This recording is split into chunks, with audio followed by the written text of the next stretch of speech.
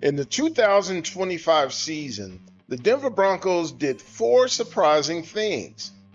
First, they replaced the Kansas City Chiefs as AFC West Division champions. Second, they not only made the playoffs, they made it as the AFC's #1 seed.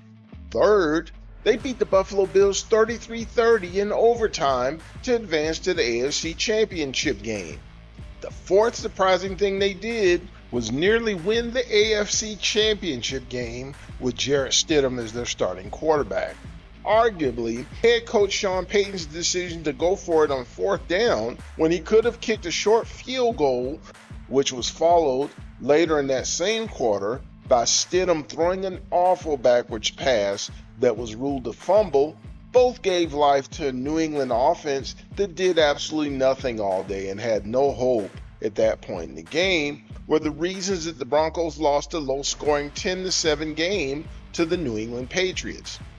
Quarterback Bo Nix had a fine season as he threw 25 touchdowns while running in for 5 more scores. After running back J.K. Dobbins got injured, the Broncos struggled with their running game. In fact, despite only playing in 10 games, Dobbins still led the team in both carries and rushing yards. Wide receiver Courtland Sutton was the team's top receiver, leading them in receptions, receiving yards, touchdown receptions, and yards per reception. Wide receiver Troy Franklin had a nice season as he chipped in with 65 receptions and 6 touchdown catches. Denver's offense was functional but wasn't necessarily a big play group, either through deep passes or big runs from the line of scrimmage. The team was more methodical as they ran the 5th most offensive plays in the league. Denver also drew success from the fact that they were 11-2 in one-possession games. Broncos also did a great job of protecting their quarterback as they tied for the fewest amount of sacks allowed in the NFL. Having said all that about the offense, the Broncos' defense was a major reason why the team won 14 regular season games. They led the league in sacks with 68. The unit gave up the second fewest yards in the league, gave up the fewest yards allowed per play, allowed the 4th fewest touchdown passes, and gave up the 2nd fewest amount of rushing yards.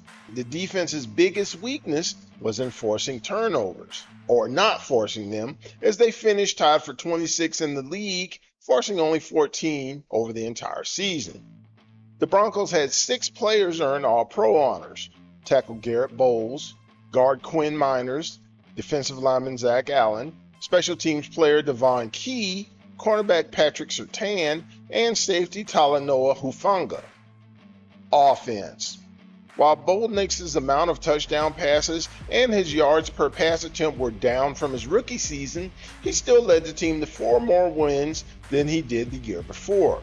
While Nix isn't quite at the stage of his career where he can carry the offense on his back every game, he's shown a knack for making plays when the team needs them most.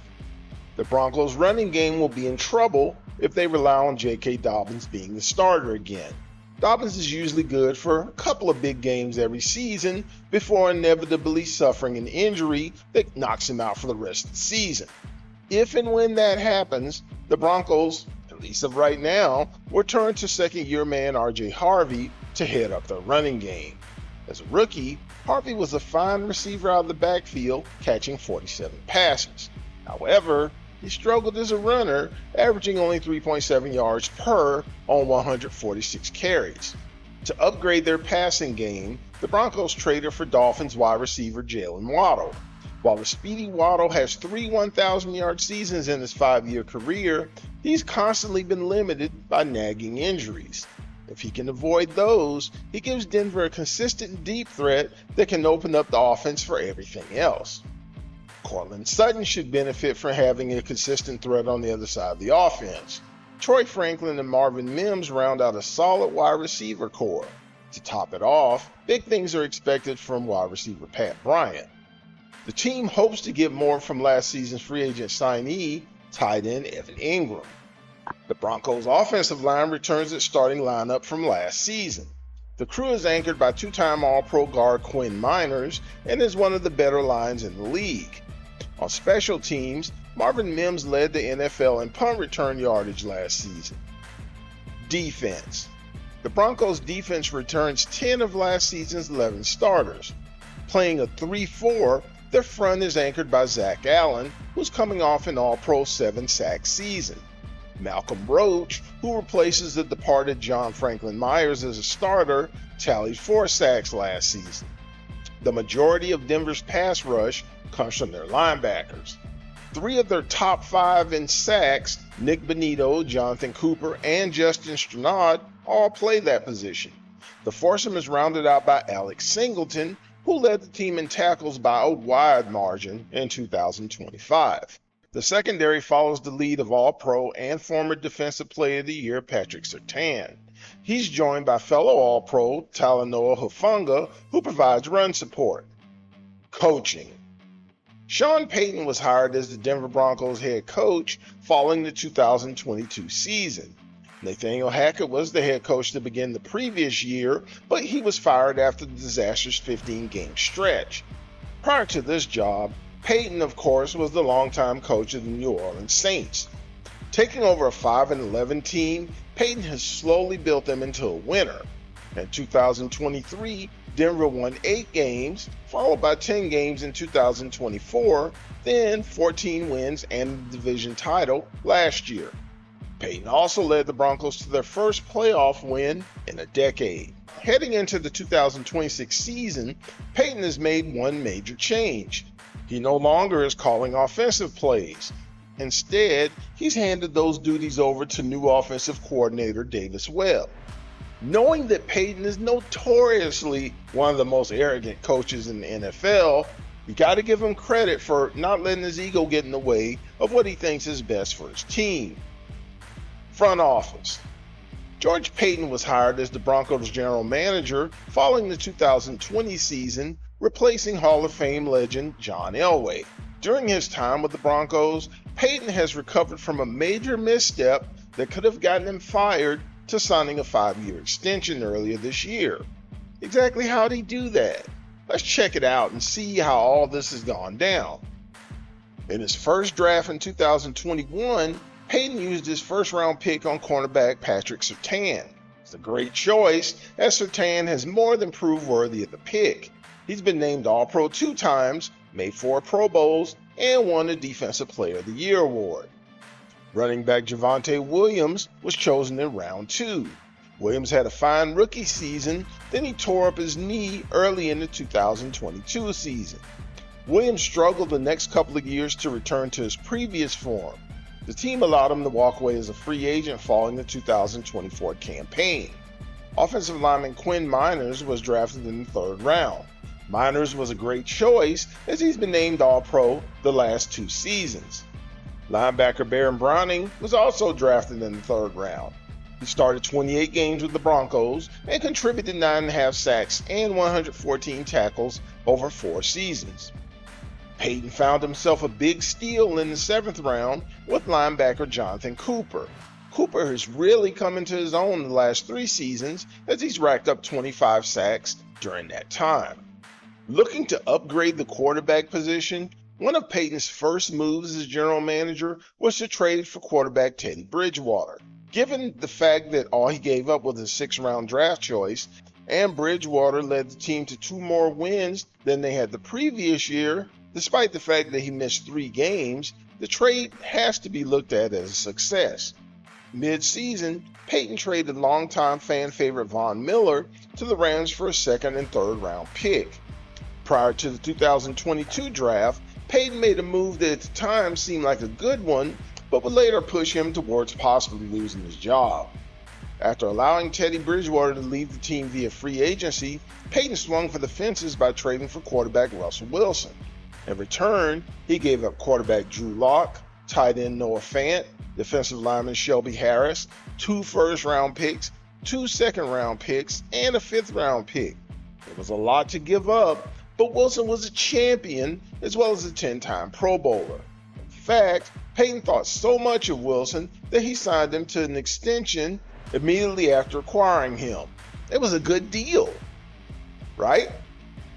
We'll come back to the ramifications of this deal shortly. In the 2022 draft, the Broncos didn't get to pick until the 2nd round, where they chose linebacker Bonito. Benito has gotten better every season as a pro. He's been named All-Pro 2 times and also made 2 Pro Bowls. Third-round pick tight end Greg Dulcich was a wasted pick. While he always showed promise, he simply couldn't stay healthy. Over 3 seasons with the Broncos, he only suited up for 16 games. The Broncos cut him during the 2024 season. Luke Wattenberg was chosen in round 5. After not playing much in his first 2 seasons, Wattenberg became the team's starting center in 2024. He started all 28 games that he's played in over the past 2 seasons. Mid-season, Peyton traded pass rusher Bradley Chubb and a 5th-round pick to the Miami Dolphins for a 1st-round pick, a 4th-round pick, and running back Chase Edmonds. This number 1 pick would be used in another trade, one that involved the coach. But in January of 2023, Peyton would trade that pick to the New Orleans Saints for the rights to head coach Sean Payton. No relation. Based on how Peyton has turned the Broncos around since becoming the head man, this trade was a great one. When it came to the draft, just like in the 2022 draft, the Broncos didn't have a 1st-round pick in 2023. In the 2nd round, they chose wide receiver Marvin Mims Jr. While Mims has only started 13 games in his 3-year career, he's made 2 All-Pro teams due to his work as a punt returner on special teams. Cornerback Riley Moss was selected in round 3. While Moss has had his struggles, he started all 31 games that he's played in over the past 2 seasons. On the free agency side of things, Peyton signed offensive tackle Mike McGlinchey, guard Ben Powers, backup quarterback Jared Stidham, and defensive lineman Zach Allen. All of these players will be a part of the team that made the AFC Championship game last year. Every year since he took over as GM, Peyton has made a major move each offseason. This year was no different as the team decided to cut ties with quarterback Russell Wilson. This is only 2 seasons after the Broncos had given up a lot to get him, and it also meant that the team had to eat $85 million in dead money just to get rid of him. They would rather pay him to not be there than to actually play for him. Obviously, trading for him and giving him an extension was easily the worst move that Peyton has made as Broncos general manager. Having said that, even though it was controversial at the time, moving off of Wilson was the right move. In the 2024 draft, Peyton got Wilson's replacement in the 1st round when he selected quarterback Bo Nix. Despite the fact that Nix was older than most quarterback prospects, 24, the team saw something in him that they liked. In the same draft, Peyton also selected edge rusher Jonah Ellis and wide receiver Troy Franklin. He got a steal in the 7th round with wide receiver Devon Vele, who went on to catch 41 passes and 3 touchdowns as a rookie. In yet another trade that he executed, Peyton traded former 1st-round pick Jerry Jeudy to the Cleveland Browns for a 5th and 6th-round pick. This is another good move, as Jeudy never lived up to his potential with the Broncos. In the 2025 draft, Peyton used the 1st-round pick on cornerback Jahdae Barron. He also drafted running back R.J. Harvey and wide receiver Pat Bryant. Barron started 5 games as a rookie, making 35 tackles and defending 5 passes. Bryant caught 31 passes in 7 starts. Just prior to the start of the regular season, Peyton traded Devon Vele to the Saints for a 4th and 7th round pick. That was good value for a guy that the team had just spent a 7th-round pick on the season before. Aside of his Russell Wilson fiasco, Peyton has done a good job as the Broncos GM. If nothing else, you have to give him credit for being willing to take risks in order to improve his team. With risks, when they work out, you get to call them calculated risks. They just get called dumb or risky. Luckily for the Broncos and their fans, nearly all of Peyton's risks have been of the calculated variety. Prediction: the Broncos will finish in the tie for the top spot in the division with a 12-5 record. However, they'll have to settle for a wild card spot as they'll lose the tiebreaker for the division title. Depending on how the seeding falls, they might even win a playoff game. However, unless they improve their running game, they will not make it to the Super Bowl. What do you think about our prediction? Can the Broncos get the number 1 seed again? Is this the year that Bo Nix becomes a true franchise quarterback? Will the Jalen Waddle trade work out for the team? Will the Broncos improve their running game, or are they really going to tie themselves to J.K. Dobbins again? Let us know what you think about what we said. Let us know what you think and fight about all that in the comments. Thank you all for checking out our video. We appreciate you coming to see what we have to offer. We hope you liked the video. In fact, we hope you liked it so much that you'll not only look at videos that we've already produced, you'll also come back and look at the videos that we produce in the future. Be on the lookout for the team previews that we've already completed, including AFC foes such as the Baltimore Ravens, the Buffalo Bills, and the Cincinnati Bengals. Come back and check out our next video, which is going to be on the Detroit Lions. So thanks again, and see you at the Detroit Lions video.